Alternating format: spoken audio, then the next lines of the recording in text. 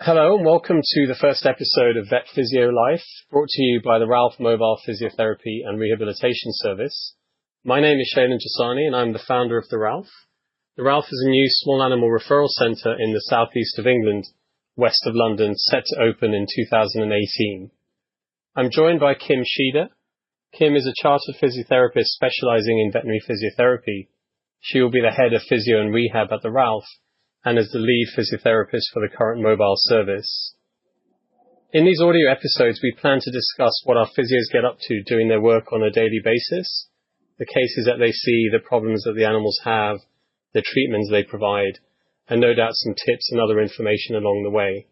So we hope you find these episodes interesting, and of course would love to hear any feedback that you may have. So let's dive into the first episode, and let me start by welcoming Kim. Hi Kim, Hello. how are you doing? How are you? I'm good, thank you very much. Yes.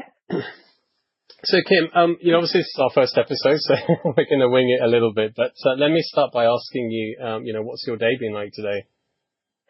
I've had a lovely day today. So I have seen some clients that I see regularly on a Thursday, but I hadn't seen them last week for various reasons. People were on holiday and doggies weren't feeling very well, so it was nice to catch back up with them and see how they're all doing. So my first patient was a lovely little dog who's had a spinal problem, and having a week off has definitely made him a bit stiffer and a bit sorer. So I did a lot of massage and a lot of soft tissue release and made him feel a lot more comfortable. And then we did a few exercises to keep him on his toes, as we say. Actually, I was going to ask about that. So you do find that having a week off without having a session for some patients is actually sometimes, notably, you notice a deterioration. Yeah, sometimes you do. It does depend very much on the patient, but obviously that's part of the reason we as physios judge how far apart we think the session should be. This little guy has, because he's got a neurological condition, he has a tendency towards muscles that are tenser than they should be. So he gets very tight and very stiff if he doesn't have regular physio to loosen him up. And the tighter he gets, the worse his walking gets. So that's why it's important. So yeah, sometimes you can notice a big difference if they miss a session. And presumably for some of your patients, there are things that the clients can be doing, in between your sessions that can help at least maintain them to some degree. Absolutely. And I usually teach pretty much all of my clients how to do some basic massage and do some basic stuff. But, massaging muscles and working out knots at a sort of certain level can be done by owners, and the dogs absolutely adore it usually. But I also do more complex techniques that I've learned over the course of my years, and while I was both doing my undergrad as a human physio and then subsequently doing my master's as a vet physio. So there's things that only physios can do really, and that's what can sometimes make the difference. But yeah, I always give my owners tips and tricks and things that they can be doing in the meantime to try and keep their dogs as comfortable as possible, and cats for that matter. Yeah, absolutely. And I'm sure we're going to end up talking about spinal problems a lot during these audio episodes because Yeah. it's something that you see quite a lot, isn't it? So who else did you see today? Who else did I see? So after him, I then went over and saw probably the other kind of regular client that I see that's my sort of the other part of my caseload. Is an elderly dog who's got a fair bit of arthritis and just needs to be kept as comfortable as possible. So this was how old is she? 16-year-old Cocker Spaniel, I believe she is.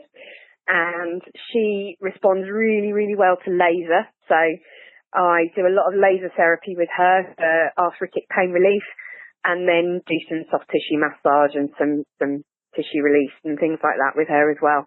And she thoroughly enjoyed it and fell asleep and snored delightfully through pretty much the whole session today. That's fantastic. One day we're going to need to capture this snoring on video or something. It sounds amazing. And actually, if I remember right, you wrote a blog post about laser, so we can link to that as well when we share this comment. Okay, cool. And I think yesterday, did you go somewhere where there was like 3 dogs in one house? Yes. I've got a client who has 3 German Shepherds who are all of varying different ages, but are all male and all get on fabulously well together and are absolutely delightful. Some possibly surprisingly, but no, they're lovely. They've all, sadly, probably because they're German Shepherds, have all got different varying joint issues. So hips and elbows, are their sort of issues depending on which dog. So I do a variety of things with them. Again, initially start with the soft tissue massage. Massage, from my point of view, I use as both an assessment and a treatment.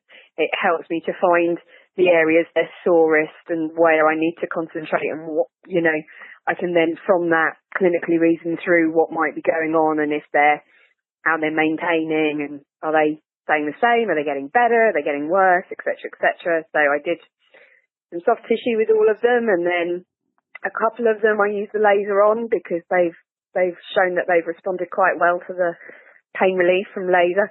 I find a lot of dogs with osteoarthritis do the laser does actually help quite a bit. And then we do some different exercises depending on what's wrong with the dog to try and keep them as strong as possible. Fantastic. And again, osteoarthritis, I think, is something that we'll come back to, no doubt, again, going forward. Yeah. It's another big part of what you do, isn't it, really? Huge part, yeah. So, Kim, just to give people listening some context, how long is the average appointment that you spend? How long do you average you sort of spend with each patient? So if it's the first time I've ever seen a patient, I usually spend at least an hour. I always schedule an hour. I do frequently find that I might be eking over the edge, but yeah, about an hour with a new patient, and then thereafter it's usually around about the 45 minutes.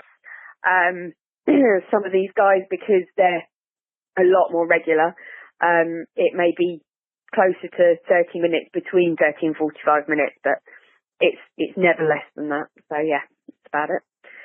Cool. So an hour for a first session and 30 to 45 minutes for follow-ups. Yeah, cool. Absolutely. Excellent. And, we've agreed to kind of keep these sessions these audio episodes pretty short. So we're going to wrap up, I think. But what does tomorrow look like for you?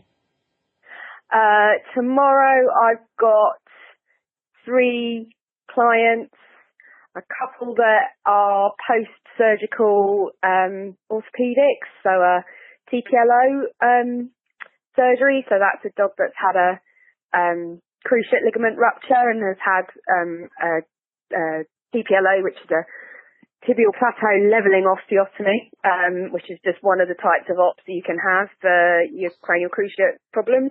So I haven't seen him in about three weeks, so that'll be seeing how he's getting on. And another lovely big old Weimaraner that's just getting a bit old and getting a bit creaky, so just trying to keep him comfy. And greyhound who has a neurological condition and he's wobbly, so we're trying to keep her as loose as possible and also trying to give her some exercises to try and help her get a bit steadier so she can be a bit more of a greyhound when she wants to be. Fantastic. I just realised I'm probably a bit mean asking you what your schedule is for tomorrow from now, but anyway, well, you're warned. I'll probably do it again in the future. So fantastic. All right, Kim, fantastic. Thanks for your time, and we'll catch up hopefully tomorrow, but otherwise, I'm sure in the next few days. Cool. Okay. All right. Cheers. Bye. Thank you. Bye-bye. Bye.